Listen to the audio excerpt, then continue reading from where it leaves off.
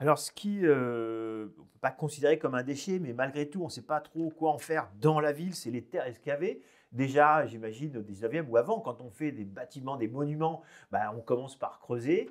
Et puis c'est vrai que j'y ai pensé récemment avec notamment l'extension, le Grand Paris, les lignes. J'ai visité un chantier de métro il n'y a pas très longtemps avec des gigantesques trous. En plus, on sait que les terres excavées prennent plus de place que quand elles sont en sous-sol.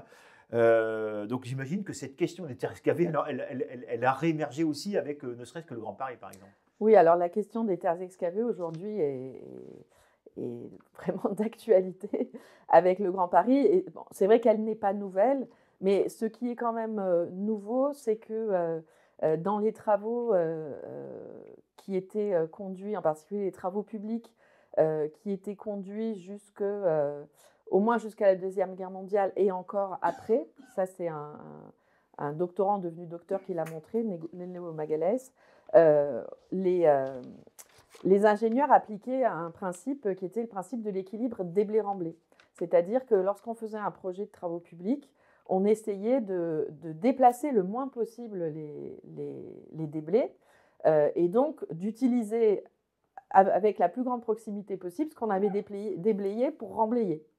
Ce qui fait que les mouvements de terre étaient beaucoup moins importants qu'ils ne le sont aujourd'hui et qu'ils ne le sont depuis quelques décennies, depuis qu'on a abandonné ce principe parce qu'on a des machines qui permettent de produire des excavations énormes, qu'on a des machines qui permettent de transporter des grandes quantités, etc. etc.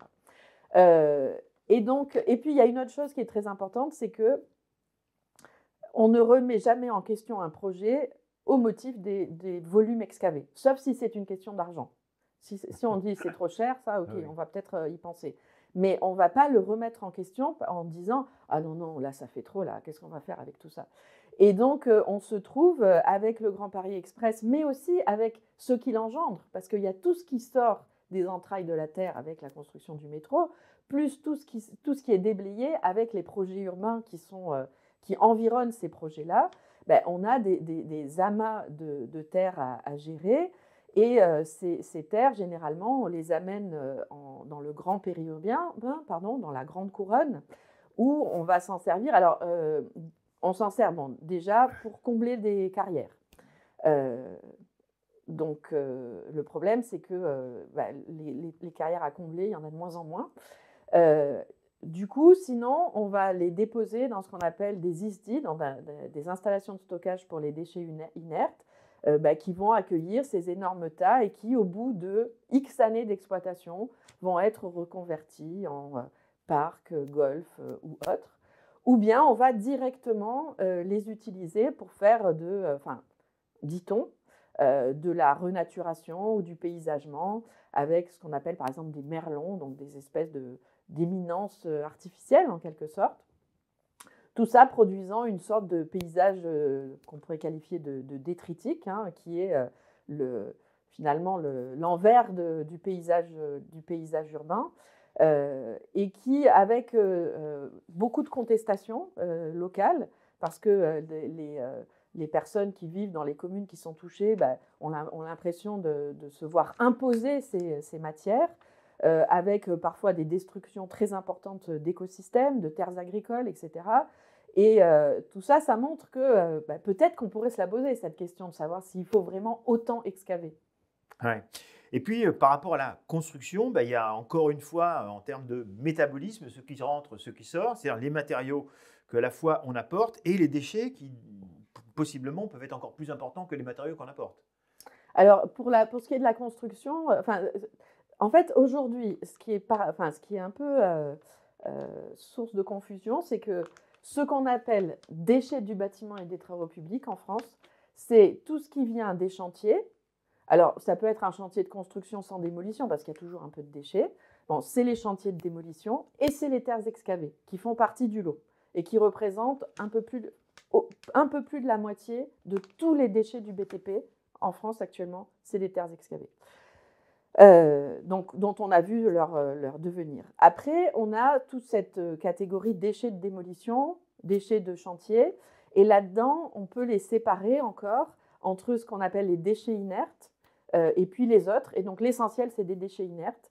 Les déchets inertes, c'est des déchets qui n'ont pas d'interaction, enfin en tout cas en théorie, biochimique, donc ne vont pas normalement comment dire, affecter le vivant. C'est des gravats par exemple. Ces déchets inertes, ils vont aussi en installation de stockage pour les déchets inertes, c'est logique. Une des questions qui est débattue depuis un certain nombre d'années, c'est bien sûr celle du recyclage, en particulier du recyclage des bétons de démolition. Ce recyclage, alors, il se fait de plus en plus, mais alors ce qu'on fait, c'est qu'on concasse en fait ce béton. Et puis, la destination principale de ce béton, c'est ce qu'on appelle les sous-couches routières. Donc, ce qui va servir finalement, avant qu'on pose la route, si je puis dire, ça permet d'économiser du granulat. C'est-à-dire qu'au lieu d'utiliser des cailloux qu'on va aller chercher dans le milieu naturel, on va utiliser ces bétons de démolition.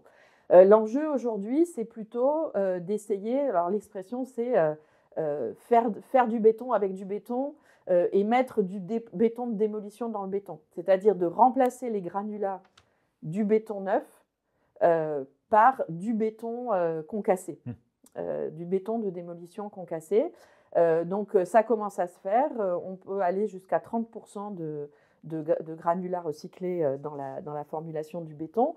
Mais en fait, le gros problème, la grosse question qu'il faudrait se poser, indépendamment de savoir ce qu'on fait du béton de démolition, enfin il y en a deux au moins, c'est bon, est-ce qu'il faut vraiment démolir et on aurait toujours intérêt à ne pas démolir.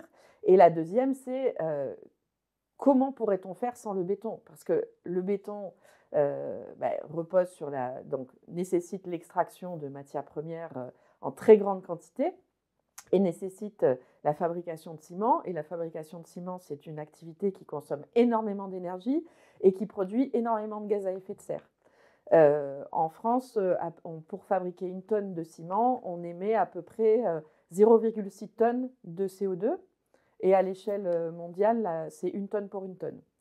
Et même en augmentant la performance énergétique du système, on ne peut pas vraiment diminuer ces émissions parce que ce CO2, c'est un CO2 de process. Cette émission est liée à la réaction chimique liée à la fabrication du ciment. Et donc, c'est le ciment lui-même qui est émetteur de CO2. Énorme, ouais. Et du coup, la question serait comment faire pour arriver à produire, bien sûr, des conditions de vie décentes, etc., tout en utilisant beaucoup moins de ciment et donc en produisant beaucoup moins de ciment.